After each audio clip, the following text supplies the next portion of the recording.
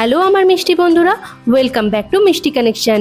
বিয়েবাড়ি শেষ হয়ে গেলেও বিয়েবাড়ির ঘোর এখনো কাটেনি আমাদের। এটা ছিল বিয়ের দিনের সকালে অর্পিতার বৃদ্ধি লুক। লাল শাড়ি পরে একটু ইউনিক লুক রেখেছিল বৃদ্ধিতে। ম্যাডাম তো সকাল সকাল একদম সেজে গুজে ফটোশ্যুট করতে ব্যস্ত হয়ে পড়েছে। এরই মধ্যে চলে এসেছিল ছেলের বাড়ি থেকে গায়ে হলুদের তত্ত্বসূচিটা দেখতে বেশ সুন্দর। তত্ত্বের ডালা গুনে শেষ করা যাচ্ছিল না। মিষ্টি থেকে শুরু করে জামা কাপড়, সাজগোজ আরও অনেক কিছু ছিল তত্ত্বসূচিতে।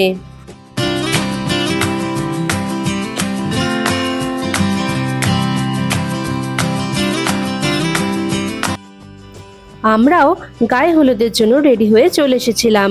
আজ পরেছিলাম মায়ের বিয়ের গয়না। ডিজাইনটা ছিল একদম সাবেকি। আজকাল সাবেকি গয়না পরাটা কিন্তু একটা ট্রেন্ড।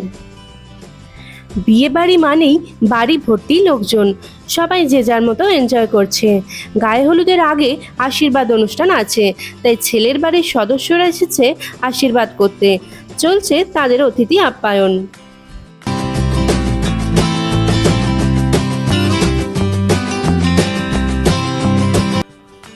গরমে সবাই হাঁপিয়ে উঠেছে ঠিকই, বাট বিয়ে বাড়ি বলে কথা, তাই এক্সাইটমেন্ট রয়েছে প্রচুর।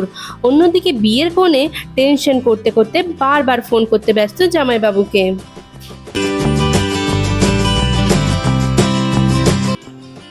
শুরু হয়ে গেছে আশীর্বাদ অনুষ্ঠান। প্রথমে ছেলের বাড়ির সদস্যরা আশীর্বাদ করে নিচ্ছিল। ইনি হলেন অর্পিতার শ্বশুরমশাই, একজন সরল ও প্রাণবন্ত মানুষ। এরপর শ্বশুর বাড়ির বাকি সদস্যরা আশীর্বাদ করে নিচ্ছিল একে একে।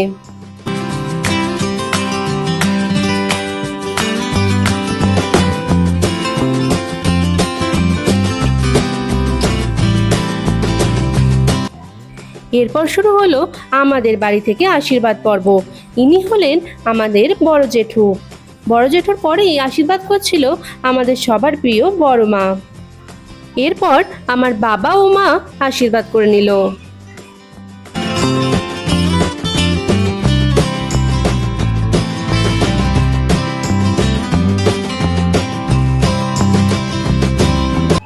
ইনি হলেন আমাদের বাড়ির একমাত্র দাদা শ্যাম।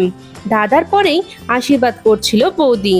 এরপর আরও অনেকেই আশীর্বাদ করেছিল, বাট আর ভিডিও করা হয়নি। ইনি হলেন আমাদের বাড়ির বড় মেয়ে সুপ্রিয়া দি।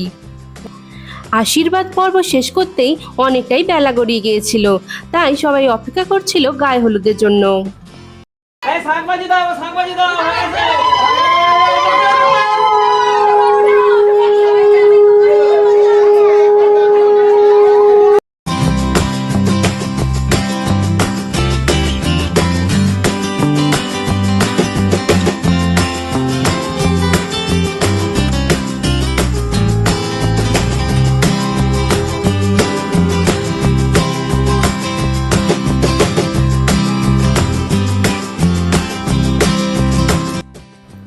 গায়ে হলুদের জন্য 5 জনের ওরা একই রকমের হলুদ শাড়ি পরে রেডি হয়ে এসেছিল। ক্যামেরাম্যানদের সাথে সাথে বাকিরাও একটু এই মুহূর্তগুলোকে ফোনে ক্যাপচার করছিল। কনের পাশে বসেই মুচকি মুচকি হাসছিল ছোট্ট নিতকনে। কনের মুখ দেখেই বোঝা যাচ্ছিল যে সে কতটা টেনশনে পড়ে গিয়েছে এবার, কারণ তখন প্রায় দুপুর 2টো। গায়ে হলুদের পর নান্দি মুখের অনুষ্ঠানও রয়েছে, আর তারপর আবার সন্ধ্যাবেলার জন্য মেকআপ আর্টিস্টেরও আসার সময় হয়ে যাচ্ছিল। তো যাই হোক, ফটোশ্যুট তো তাকে করতেই হবে, কারণ এই সুন্দর মুহূর্তগুলোই স্মৃতি হয়ে থেকে যাবে চিরকাল।